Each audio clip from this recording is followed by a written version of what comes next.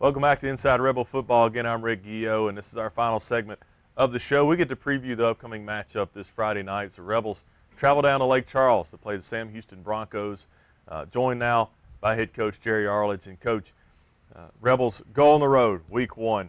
Was this something that maybe you did on purpose, scheduling this game to get the Rebels some road experience? Absolutely. You always need an early season road trip. And we picked out a pretty good one, about 4.5 hours away. Yeah. And then the problem with possibly not having charter buses. And I understand the reason is because they're transporting so many people from South Louisiana. Yeah. Well, nursing homes, you consider that. Yeah. That's a lot of folks. Yeah. Well, Coach,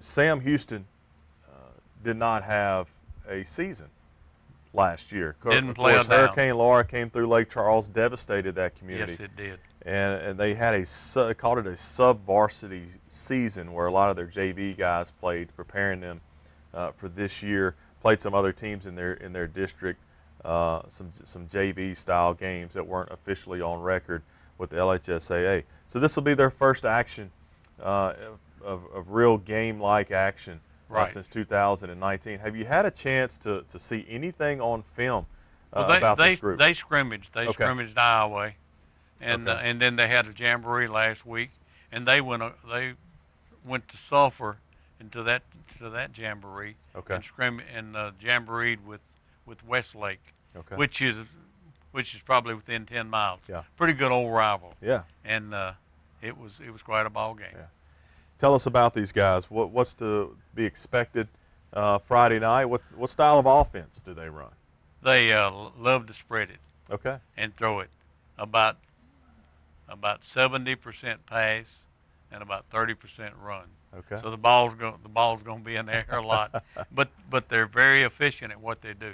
They throw the ball extremely well, and the strange thing is their quarterback is a young man named Glass. Okay. He has an aunt that teaches school at West Monroe. Last year, kids could come from one of those schools that didn't have football, and he came and stayed with his aunt for a while. Yeah. He was on the West Monroe football team okay. for a little while. Yeah. And due to the COVID and the quarantine, he got caught in a situation where he was quarantined twice, 14 days each time, 28 days. So he decided just to go back home, and he's now the quarterback. So a little familiarity there with the Rebels from their quarterback, yes. And so we know and he's a very good athlete. Throws the ball exceptionally well. Well, good. It'd be interesting to see it really West Monroe get some experience against the pass. So you usually see that later on in the year. Yeah. You'll see it against Ash. Right. And, of course, a loaded schedule, Coach. Let's talk about that for a minute. Let's preview this season. I know we have a big one Friday, but being our first show, I'd like to highlight a few things in the schedule. Of course, we go on the road this weekend against Sam Houston. And then you have two Catholic schools, one from New Orleans and Brother Martin, one from Baton Rouge. That's Catholic. That's coming up. Both of them in the top. Catholic number 1 in 5A at a private and public, and Brother Martin number 3. Rebels sit down at number 7. So two big challenges in the offseason. I say the offseason, the preseason this year. Yeah. We call it preseason, district, and then postseason. That's right. So in our preseason schedule, you've got two big ones. The hardest, one of the most difficult things for us is to come up with a schedule. And I know you probably people get tired of hearing me say this, but Joey Adams was with me all spring when Mickey Easterling retired. Then Joey sort of stepped into that. And I don't think our coaches realize, but Joey does now, how many phone calls he and I made. Yeah. Literally probably hundreds of schools looking for games that we could match up. And it came down to the Broncos. Yeah, the Broncos' first game, Sam Houston. And then, of course, Brother Martin, Catholic High, Woodlawn of Baton Rouge. That's a good team, too. Great quarterback. Yes, good district indeed. they play in Yes. down there. Going to be tested. Yeah. But you know, if they're willing to come up here, they think they're pretty good. That's right. And they are pretty good. That's right. That's 4 pretty good football Yeah, games. don't forget about Woodlawn. That'll be a good one. Yeah. Then, of course, week 5's the big one against Neville. We got That'll to travel all the way that'll be across across that the river. That's right. That's always a fun one because the West Monroe fans will show up. Yes. They'll fill up that visitor side at Neville right there on Forsyth. That's always a fun one in week 5. But then we look forward in district, and you've got Ouachita over there with head coach Todd Garvin, who's very familiar with our program. Right. Know Todd well. And then the rematch with Ash. You had 2 games with Ash last year, and of course the big one in the semifinals where Ash beat West Monroe. And so it's a revenge time for West Monroe. Don't get too many of those.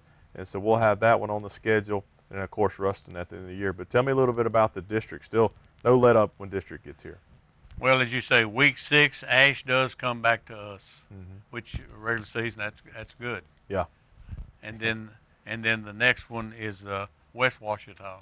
Okay. And then it's Ouachita. Okay. Yeah. Then Pineville, and then we go to Ruston. Go to Ruston. Week Ruston. 10, right before 10. Hopefully the playoffs Yeah. will start, and that one will be at Ruston. Coach, let's talk about, so last year we had COVID. You were dealing with COVID.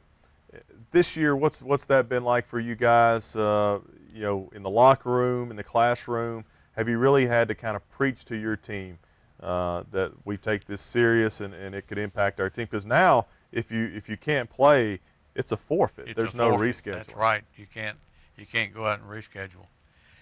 Not nearly as severe, but we're doing a much better job of putting masks on. Anytime we're inside, in meetings, we're going to wear a mask. We require that in the classrooms during school. Yeah. And then, of course, when you're outside, you're okay. Yeah. But you still have those weight rooms and the meetings that you have to be concerned with. Sure. And in those, we're doing a great job of requiring our young men to wear those masks. Coach, as we wrap up the show, best of luck to you Friday. Safe travels as you head down to Lake Charles. It's going to be a fun night as football season is here. Looking forward to it, Coach. Good luck. Well, we're excited, very excited. Yeah. Always looking forward to a great season. Well, the schedule sets up as a potential memorable season for West Monroe. Well, the thing that I think we have is we've got really good senior leadership, and that's always so important. Yeah. It's kind of like they lead the team more so than the coaches a lot of times, and we depend on those guys, and they're great leaders. You bet.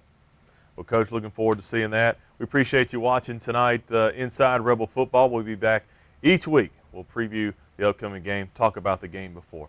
Again, thanks to all our sponsors and all the folks that work hard behind the scenes. We appreciate you watching Inside Rebel Football. Until next week, I'm Rick Guillo. Good night, and God bless.